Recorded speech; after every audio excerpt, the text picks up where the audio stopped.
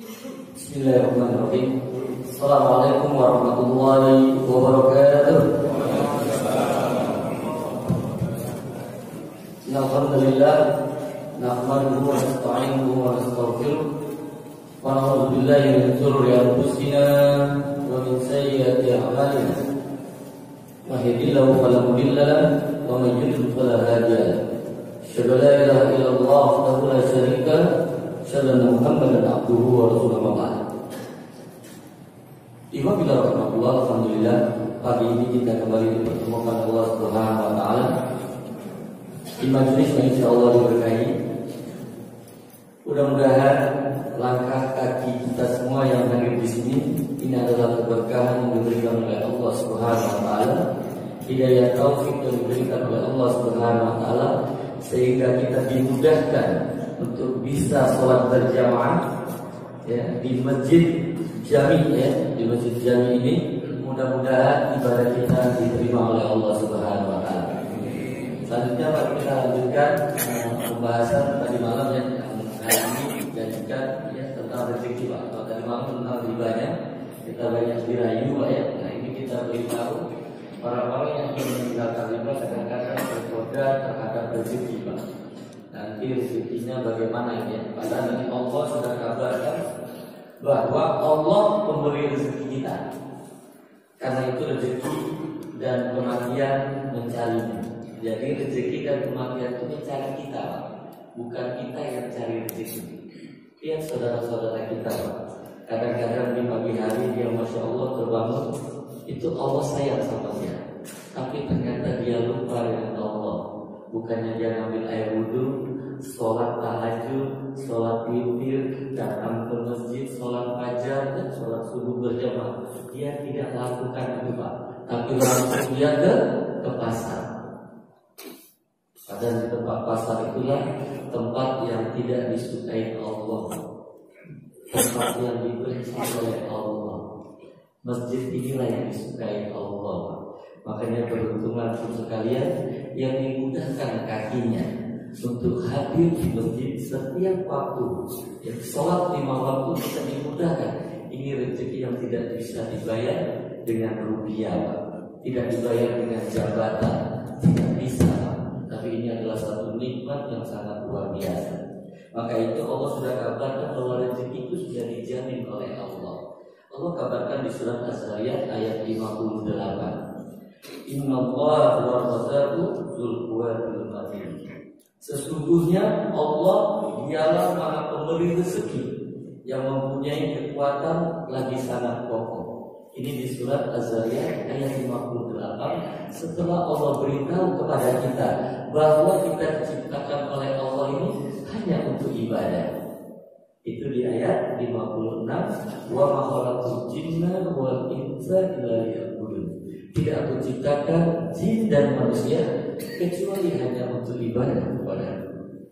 Ini yang harusnya sebagai kekuatan besar kepada kita bahwa kita setiap saat kalau bisa punya nilai ibadah. Setiap detik harus punya nilai ibadah. Ya, makanya ibadah ini ada dua, ada ibadah mahdhah, ada ibadah khairu mahdhah. Yang kita lakukan ini adalah ibadah mahdhah, yaitu sholat subuh berjamaah yang sudah ada ketetapan, sudah aturan dari Rasulullah Shallallahu Alaihi Wasallam. Setelah Allah katakan bahwa Allah telah memberi rezeki, Rasul menguatkan lagi. Rasul Shallallahu Alaihi Wasallam baginda Nabi Muhammad dia memberitahu kepada kita bahwa lau ana ibnu Adam kharaba min rizqi kama yaqrabu minal maut la adrakahu rizqahu kama yudrikuhu al-maut. Kalaulah anak Adam lari dari rezekinya untuk mengikuti perintah Allah. Jadi kalau kita meninggalkan rezeki untuk mengikuti perintah Allah, sebagaimana ia lari dari kematian, niscaya rezeki akan mengejarnya sebagaimana kematian itu akan mengejarnya. Hadis ini diriwayatkan oleh Ibnu Hibban nomor 1084. Ini Rasul dikabarkan sudah terjadi. Insya Allah kalau Rasul itu bukan hawa nafsu, tapi dia betul-betul wahyu dari Allah. Jadi Bapak betul-betul rezeki yang luar biasa kalau kita bisa hadir di masjid, kita bisa bersilaturahmi ini, masya Allah. Ya, nanti kita beritahu apa sebab-sebab datang rezeki. Dan juga ini bisa jadi renungan kita, di mana Rasul juga mengabarkan kepada kita bahwa Allah telah mencatat takdir. Allah telah mencatat takdir setiap makhluk sebelum 50.000 tahun penciptaan langit dan bumi. Ini menyebabkan kita yakin dengan ini bahwa rezeki kita tidak pernah tertukar. Jadi kalau sudah seperti ini, kita tidak pernah mau sikut-sikutan sama saudara kita untuk dapat rezeki yang sangat sedikit, yaitu rupiah. Kita lebih bagus kalau bisa dapat sahabat yang bisa saling nasihat-nasihati untuk bisa menuju jannah. Ini rezeki yang tidak tertinggal. Masya Allah kalau kita bisa seperti ini, ya Pak ya. Jadi perlu diketahui bahwa ini ada imam yang selalu menunjukkan hati kita, yaitu Imam Ibnu Qayyim. Imam Ibnu Qayyim memberitahu kepada kita bahwa fokuskanlah pikiranmu untuk memikirkan apa yang diperintahkan Allah kepadamu. Jadi Allah perintahkan kita untuk ibadah, fokus kita di sana. Ya, fokus kita di sana. Jangan menyibukkan, ya, jangan menyibukkan dengan rezeki yang sudah dijamin. Ya, jangan menyibukkan dengan rezeki yang sudah dijamin untukmu. Karena rezeki dan ajal adalah dua hal yang sudah dijamin. Selama masih ada sisa ajal, rezeki pasti datang. Jadi kalau kita masih ada umur, Pak, rezeki itu belum sampai semua kepada kita. Karena rezeki kita sudah disiapkan, tidak pernah bertukar dan tidak pernah berkurang. Ya, antum ini luar biasa menguatkan dan sering salah menafsir sehingga kita tidak mau bekerja, bukan ya. Jadi ikhtiar kita lakukan. Maka itu Allah selalu beritahu kepada kita ini, jika Allah dengan hikmahnya berkehendak. Lihat Bapak Ibu sekalian, ketika kita masih anak-anak kita dijamin, Pak, itu rezekinya cuma satu pintu, Pak, yaitu di pusat.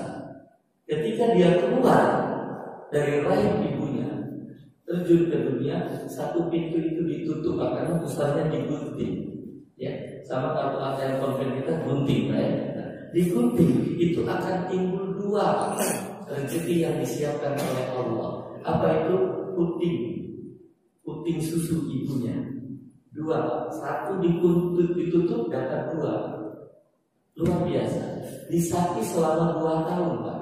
Dia harus ibu yang terbaik, dia menyiapkan anaknya. Ini kalau tidak kezaliman seorang ibu terhadap anaknya.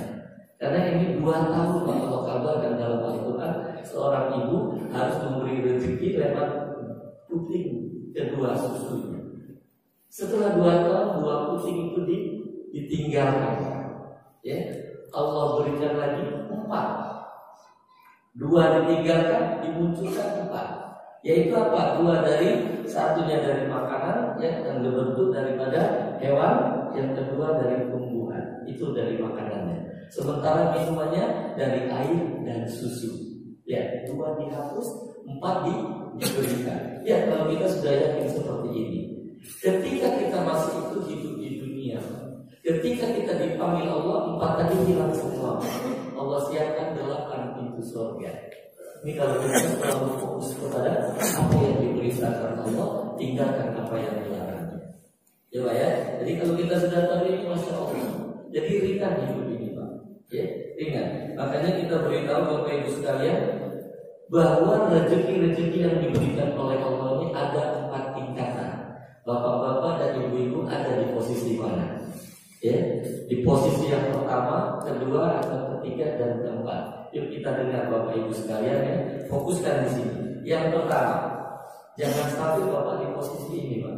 Posisi pertama ini diberitahu oleh Allah, yaitu binatang melata.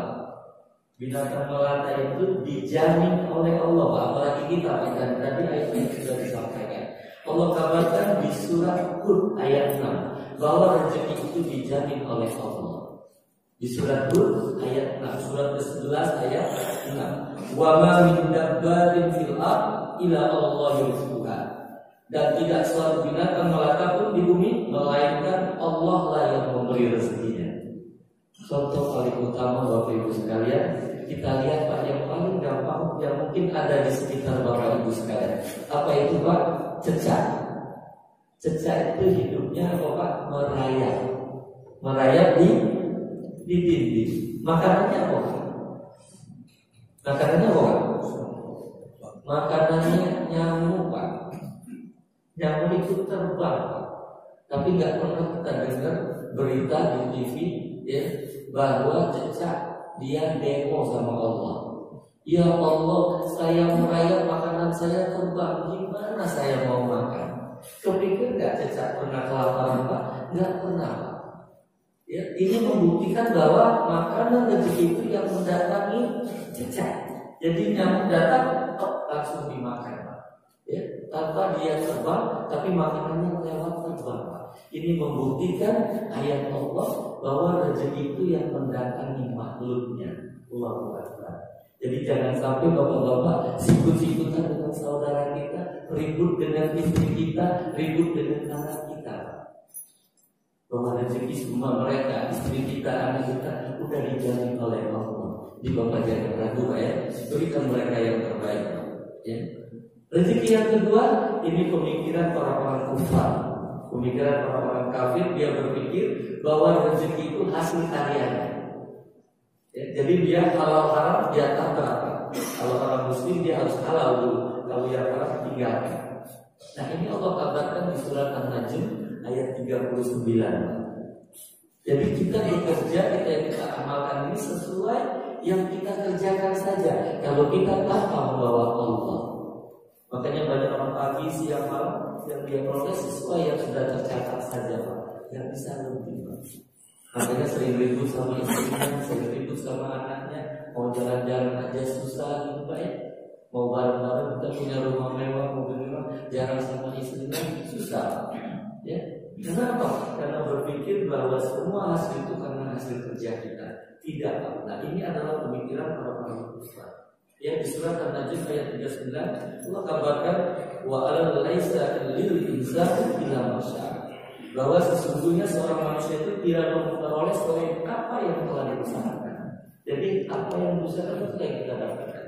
Tapi kami berharap karena berharap kepada antum sekalian yang hadir di sini tidak rezeki pertama, tidak rezeki kedua, minimal rezeki yang ketiga. Siapa rezeki yang ketiga? Mudah-mudahan antum siapa ya? Apa itu rezeki yang ketiga? Rezeki yang ketiga adalah orang-orang yang bersyukur. Antum orang bersyukur Pak? Insya Allah salah satunya mudah ke ini orang-orang yang bersyukur. Maka Allah kabarkan di surat Ibrahim ayat 7 Pak. Ya Allah kabarkan kalau kita selalu bersyukur, lain syakartum la azidannakum wala yughaffaru min azabil sadid. Jadi kalau kita selalu bersyukur, aku tambah. Jadi Allah yang menambah ketika kita bersyukur kepada Allah. Tapi kalau kita kufur kepada Allah, ingat azab sangat pedih. Ini untuk oleh tingkatan yang ketiga. Namun saya berharapan untuk kalian yang pagi ini hadir di sini, ya nanti juga kalau bisa sampaikan yang belum hadir. Mudah-mudahan antum yang hadir di sini adalah mendapatkan rezeki yang paling tinggi yang diberikan oleh Allah. Siapa dia? Rezeki yang diberikan oleh Allah yang tertinggi adalah kepada orang-orang yang bertakwa. Ya, orang-orang bertakwa itu dia mudah melaksanakan perintah, ringan meninggalkan larangan. Itu Allah katakan di surat At-Tolak ayat 2 dan 3. Wa may yattaqillaha yaj'al lahu makhraja wa yarzuqhu min haitsu la yahtasib. Jadi kita cuma diminta untuk bertakwa kepada Allah. Ketika kita punya kesulitan, akan Allah berikan jalan keluar.